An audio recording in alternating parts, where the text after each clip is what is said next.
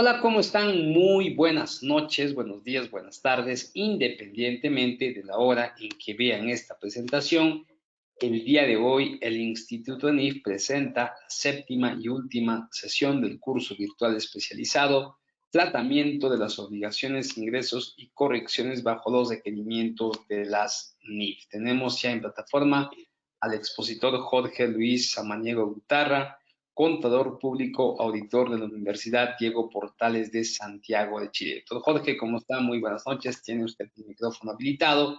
Iniciamos nuestra sesión del día de hoy. Ok, Edu, muchísimas gracias. Buenas noches, Edu. Hola con todas, con todos. Espero que se encuentren bien.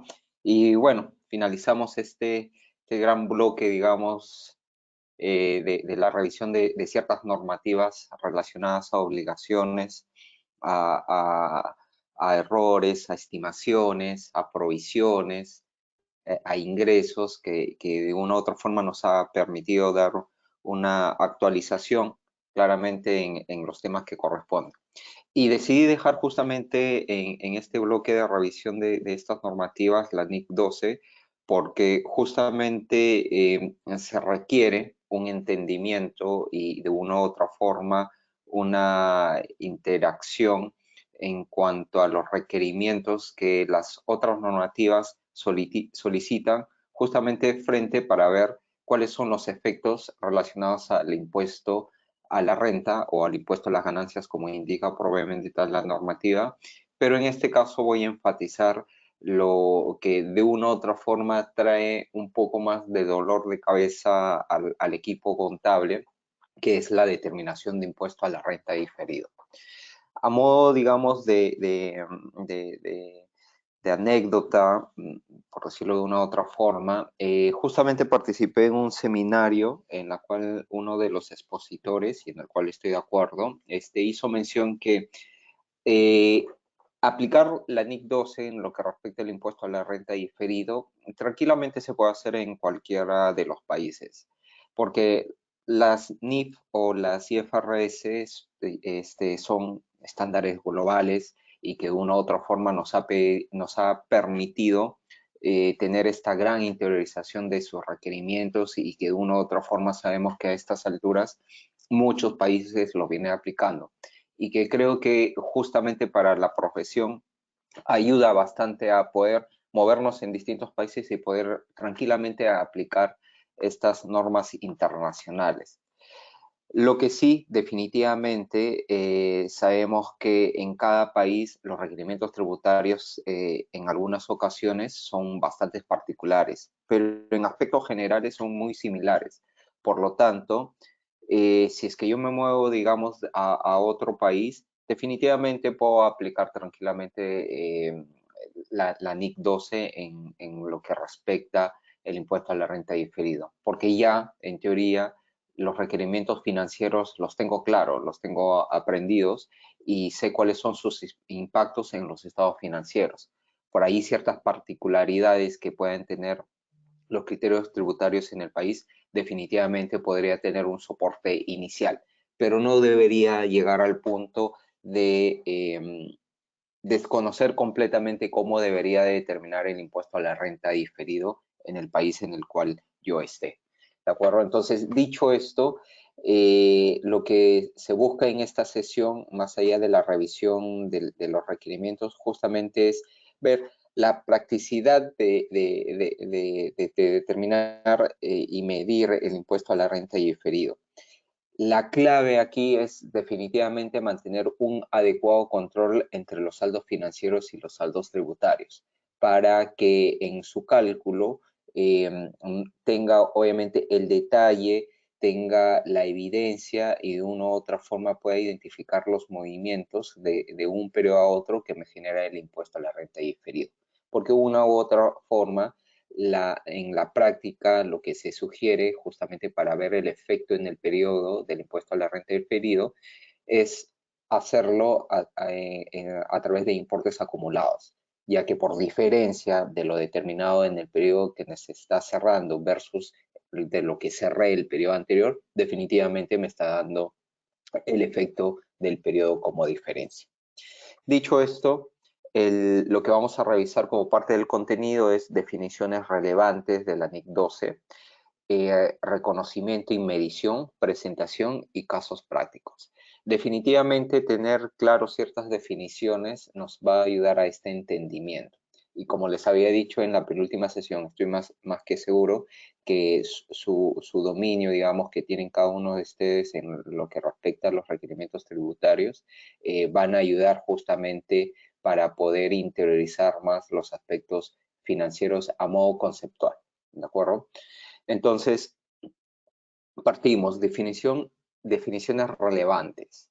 Dice, el problema de registrar el impuesto a la renta es cómo tratar las consecuencias actuales y futuras, porque claramente sabemos que a nivel de estado de situación financiera, por el periodo o la proyección general que tiene, digamos, esta y que refleja en el negocio, definitivamente vamos a tener muchos activos por recuperar y muchos pasivos por liquidar, ¿cierto? Entonces, como bien dice este párrafo, es cómo tratar estas consecuencias actuales, es decir, cómo estos activos, estos pasivos actualmente me están generando, digamos, impacto o no en el impuesto a la renta y cómo estos en el futuro, en la medida que tienen variaciones, me van a generar. Entonces, tener claro que la recuperación o liquidación en el futuro del importe en libros del activo o pasivo, obviamente cuando estoy hablando de una recuperación, hago o asocio al activo y liquidación al pasivo, que sean reconocidos en el estado de situación financiera y que las transacciones y otros sucesos del periodo corriente que han sido objeto de reconocimiento en los estados financieros. En el fondo, cómo esta operatividad de la compañía que me genera activos y pasivos en el estado de situación financiero, de una u otra forma esto decanta o impacta en el impuesto a la renta diferida o en el impuesto a la renta propiamente tal. Supuesto inherente. Por aplicación general, la NIC 12 habla de un supuesto inherente que está asociado a que la expectativa del activo o pasivo se recupera o liquida respectivamente por sus valores en libros. Es decir, el supuesto inherente propiamente tal de cada activo y pasivo es al costo, por ejemplo, al costo en el cual yo adquirí ese activo o al importe en el cual yo generé ese pasivo en el punto inicial. Y sobre eso, las variaciones que ésta tenga sobre los distintos efectos u operaciones que se están haciendo sobre ese activo o pasivo, el cual me resulta el valor en libros propiamente tal. ¿De acuerdo? Entonces, hoy la NIC 12, como indica ahí, tiene un método, digamos, de aplicación para la determinación del impuesto a la renta diferida.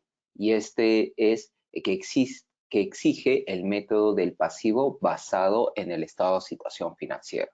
Ahora, hay otros métodos que, si bien es cierto, en la práctica se estuvieron aplicando, pero la NIC 12 no las considera o las prohíbe, que es el método del diferimiento o el método del pasivo basado en resultados, que como en algún momento en una de las sesiones se hizo mención, que se realiza sobre todo el 2, el basado en resultados, pero que ayuda de una u otra forma a hacer ciertas conciliaciones.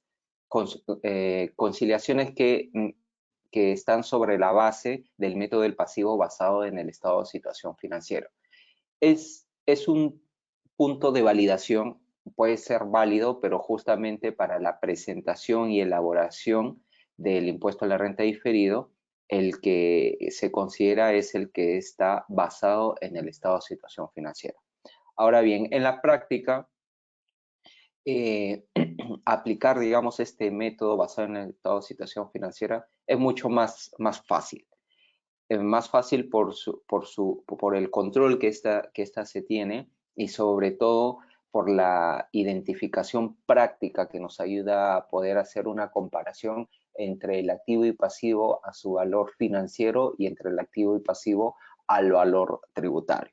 Entonces, en definitiva, más allá de la exigencia de la NIC 12 sobre el método que se debería de aplicar, es la practicidad que esto genera y el adecuado control que se puede tener por cada una de las partidas.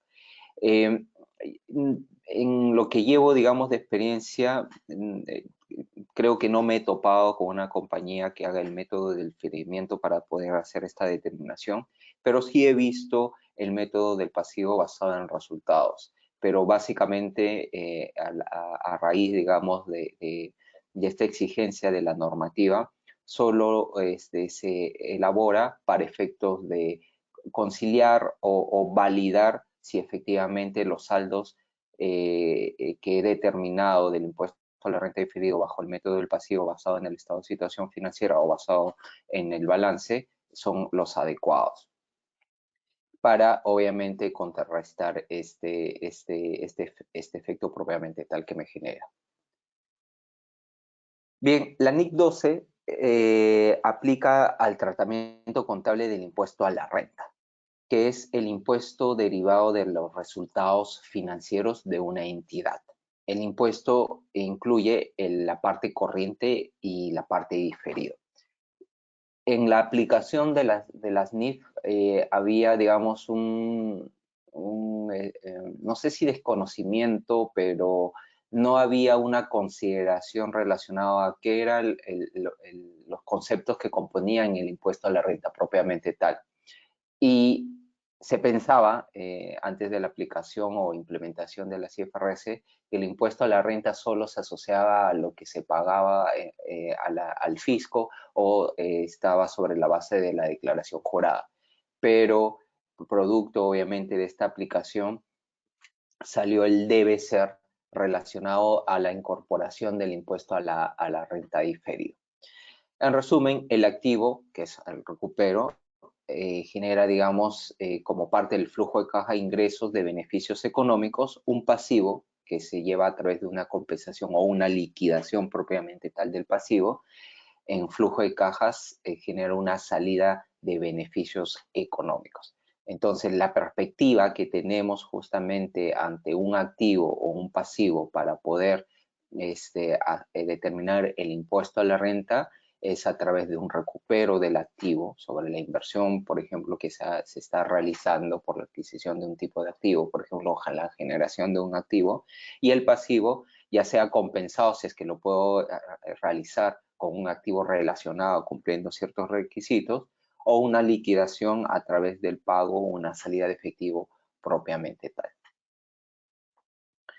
Un pequeño caso justamente para empezar a entender este efecto del impuesto a la renta diferido. Dice, la compañía posee activos fijos ascendentes a 5.900.000 y de acuerdo a su mejor estimado considera que la vida útil de dichos activos es de 20 años. Cuando estamos hablando de vida útil, definitivamente estamos considerando que es un criterio financiero. Determinar el impuesto a la renta diferido considerando que la depreciación tributaria admitida es hasta 5 años y que nos encontramos en el primer año de la vida útil. Considerar el 30% como tasa de impuesto a la renta y que el activo tiene un régimen especial que le permite deducir la depreciación sin estar contabilizada. Por ejemplo, construcciones ilícitas. ¿De acuerdo? Entonces, en un cálculo práctico, justamente ya para tener este primer entendimiento, lo que tenemos en el fondo, un segundito voy a... ok. Lo que tenemos es justamente hacer un comparativo o un paralelo entre ambos cálculos según los criterios que en este caso se tienen para poder depreciar este activo fijo. El costo en el primer momento para ambos, sea financiero y tributario, va a ser el mismo. El costo de adquisición, por ejemplo. Pero difiere según los criterios aplicados en la tasa o el importe para la depreciación, ¿de acuerdo? Donde el financiero es a 20 años, reflejado con un 5%, y el tributario es a 5 años, reflejado en un 20% de depreciación. Entonces, al proceder justamente para ver o determinar cuál es la base lo que se realiza es justamente a nivel de costos, vamos a mantener lo mismo, ¿cierto? A nivel de depreciación acumulada, ya viene la diferencia, obviamente, por la tasa de depreciación o el porcentaje de depreciación aplicado para aspectos financieros y tributarios, donde el financiero me genera en el primer año una depreciación de 295.000, obviamente por tener una tasa menor, y el tributario me genera más depreciación por la tasa mayor a comparación de la financiera de 1.180.000. Por ende, el efecto neto acumulado relacionado a este activo financieramente estamos hablando de 5.605.000 y para la base tributaria estamos hablando de 4.720.000. Hasta este punto lo que estamos haciendo es justamente tener el comparativo entre al corte del ejercicio, cuánto es el saldo financiero, 5.600.000, y cuánto es el saldo tributario, 4.700.000. Sobre esto, justamente, determino la diferencia temporal entre los 5.600.000 y los 4.700.000. Como la palabra misma lo dice, temporal, que hace referencia que finalmente en algún momento en el tiempo estas van a llegar a ser iguales, porque por un tiempo definido, definitivamente van a llegar a acortarse esta diferencia hasta llegar a un punto cero. Entonces, al determinar justamente esta diferencia, ya se está determinando la base para aplicar la tasa de impuesto a la renta corriente y finalmente determinar, en este caso, el pasivo por impuesto a la renta diferida. ¿De acuerdo? Entonces, determino y hago el cálculo bajo las consideraciones financieras, bajo las consideraciones tributarias, determino la diferencia temporal, le aplico la tasa correspondiente del impuesto a la renta y genero, en este caso, un impuesto a la renta diferido pasivo de 265.500. ¿De acuerdo? Esto, digamos, justamente nos ayuda ya a interiorizar, como les venía diciendo, cómo paso a determinar el impuesto a la renta diferido usando justamente las bases de saldos que están en el estado de situación financiera o en el balance, comparando las cifras financieras con las cifras tributarias. La base tributaria de un activo versus la base tributaria de un pasivo. La base tributaria de un activo, el importe que será deducible para efectos tributarios de los beneficios imponibles económicos que se derivan para la entidad cuando recupere el importe en libros del activo. ¿A qué hace referencia eso? Por ejemplo, un terreno fue adquirido a 1.000 al inicio del ejercicio. Este es revaluado a 1.500, o sea, ha tenido un excedente de revaluación de 500. A la fecha de cierre del estado de situación financiera. El monto que será deducible para propósitos tributarios cuando el terreno sea vendido a su valor en libros de 1.500 es su costo de 1.000. ¿Cuál es la base tributaria? Los 1.000, porque los 1.000 son el reconocimiento propiamente tal para efectos fiscales como parte de la deducción para propósitos tributarios. Sabemos que justamente ese mayor valor ganado, por ejemplo, o sobre la base de este ejemplo del terreno, no es reconocido para efectos fiscales, los 500. Por lo tanto, como ese no es reconocido, la base tributaria para estos efectos serían los 1.000. Por el otro lado, la base tributaria de un pasivo, su importe en libros menos cualquier cantidad que será deducible para efectos fiscales respecto de esta partida en ejercicios futuros. Es decir, la base imponible es igual al valor contable de la cuenta o de cierta partida de los estados financieros menos la cantidad deducible en el futuro. Por ejemplo, las multas y las penalidades sabemos que para efectos fiscales no son deducibles o no son aceptadas como gastos, ¿cierto? Y estas, ¿qué es lo que me están originando finalmente?